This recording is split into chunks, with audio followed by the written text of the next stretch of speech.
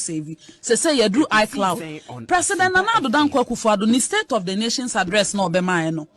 Na nya abosire mu kan because aduro bejewa atrema. Me betna ha me se sector by sector. Obi se menka ne ya me de. And say Ghana is relatively safer than all the West African countries currently. Say soja abine to so, say democratically elected abine to so. Sami Angie no huachinye. All he is saying is Ghana is not safe. Not safe compared to who? To where? To America, to Nigeria, to Cote d'Ivoire, to Burkina. Not safe compared to where? And na dia President Akufo-Addo nti for naval ships no there oto ye nyahwe o se President Mahama to ships Brema Navy oto dodo saying my federal and better particulars ne hu se nyatro because asema asame ka no dodo na ya abosire muka ene ani han menu anso so de na no ate obe han nani aye dede enso so sa formula na asame mo de achi Ghana for abre.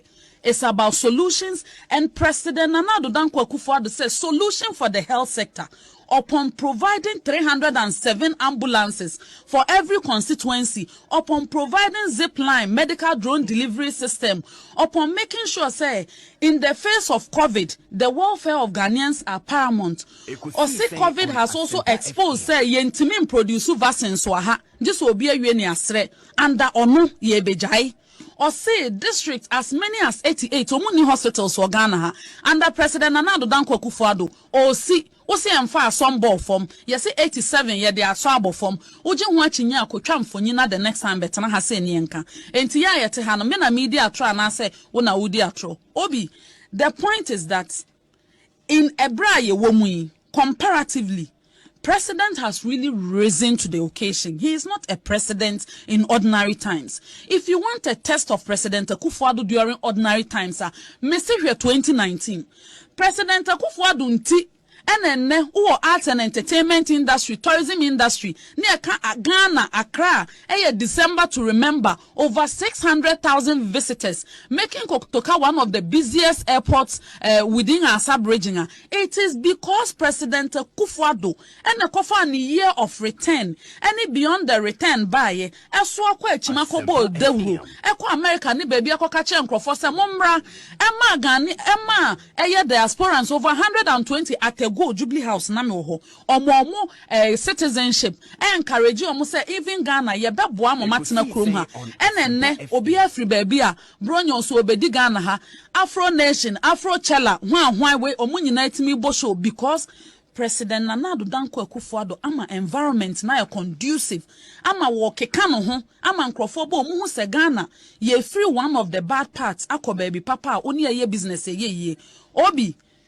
In sanitation, President Akufo-Addo ntroben wo twaye or say medical waste treatment yesi 14 plants end of this year 2022 ni ewie onka say yebesi o eno I promise or say yesi recycling plants or say 16 years yebe end of this year mimi ni mu say eye sanitation minister Honorable Cecilia Dapa wako Kumasi ama commission bi waste treatment facility okumase oma commission bebre wo honum so omo ye ready ombe commission minimum nyasa obisi o sami ko Facebook ra obehu semfonyi wo ho enti president say medical waste treatment facility mo se covid ye nyaska ye se ye be treat medical waste ye discani be to equipment ye de be see yes emergency unit ya obi yare obeda honum a obi nya covid water de wo a o say President Mahama ne see hospital de no koto ne nyina ya abosire muka Obi onya COVID bi na kwada hospital President Mahama na sie.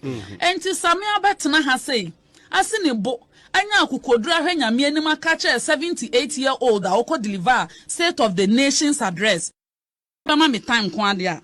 Me pa cho Gambaga Town Roads yaye. Na Lerugu Town Roads yaye. Wale Town Roads yaye. Samia kosrem nansi onu ohun asphalt no ofili President Nana Addo Dankwa Akufo-Addo na ye. Uko yaye Ganasco Inner Roads yaye Nakunga Patinga Road 16.9 kilometers yaye uko Sandu Champem Road yaye uko Gumo Kochim Road yaye roads ne de me wiya me de way masame one court to send a more pink sheet no account for every single one of the 10,875 for President Akufo-Addo boss no ebi ana 4,000 will save or cassette so iCloud where they just so na ma yama na wa kohwe because updated with facts na dey ba no obi uye no free honoma President Nana Addo Dankwa Akufo-Addo ono na wode one district one factory aba ama ukwa wale aye wo wale watermelon factory o se ye wie are operationalizing 106 district factories afenso 148 are at various stages of completion emu de he na ya atra president atwa adehye omo ogomu ana omo se kasa de ropa ye ntro anasa adehye omo ekumfi ena omo se eku juice age eye juice bi adwa won kan ha se eye ntro enti president Nana Addo Dankwa Akufo-Addo ne bone oye ne se wasi factory ewa abra NDC di abosremu candidate de omansi factory summit here can about city depreciation in 2014 na COVID-19 ni ho 2014 na Crimea nko na eko na enye the whole of Ukraine 2014 Bloomberg report July 30th world's worst currency drops as Ghana pulls back from IMF aid. World's worst currency.